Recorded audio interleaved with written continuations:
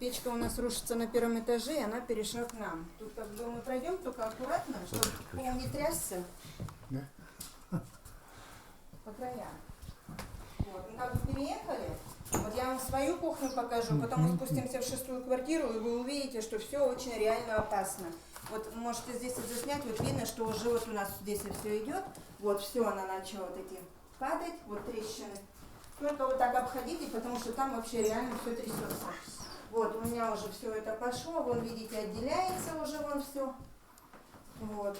Сейчас в туалете тоже покажу.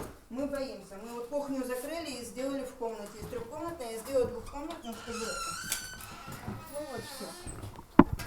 Видите, она все, он пошел от микротрещины, вот тут все. Вот все отделяется. Это что вот будет скоро обрушение. Если неделю простоит, это слава богу. Все, вот реально сос. Живем как на пороховой бочке. У меня 3 детей, 2 инвалида. У меня был лежачий инвалид. Он умер сейчас, отец у меня.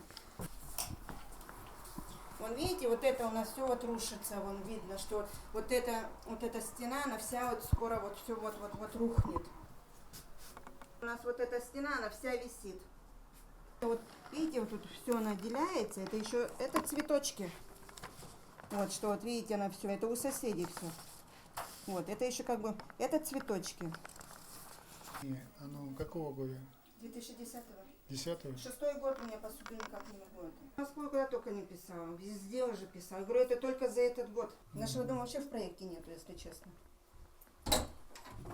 Привет. Господи. Не надо так сразу пугать. Прямо сразу с камерой заходите.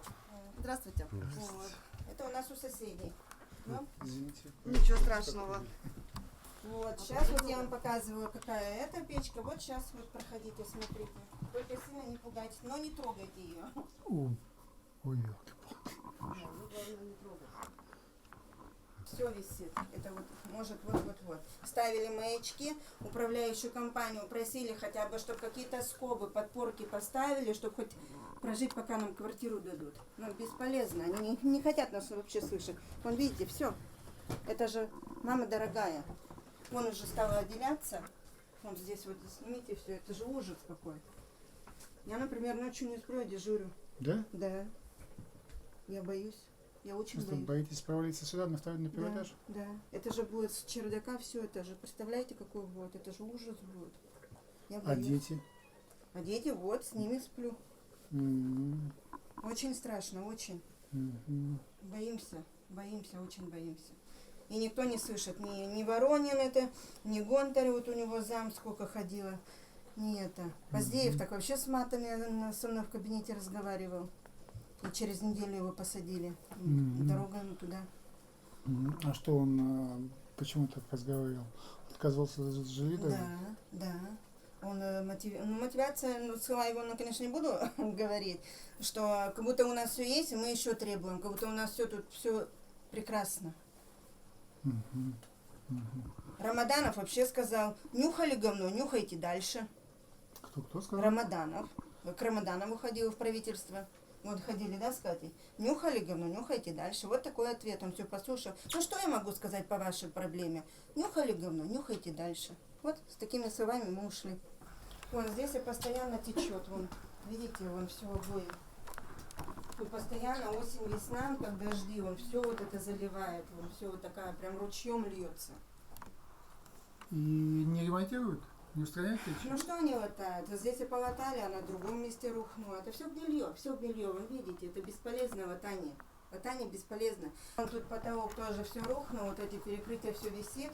И вон, посмотрите, это хорошо, когда упала, человека не убило. Вот, все это, и она постоянно осыпается. Постоянно.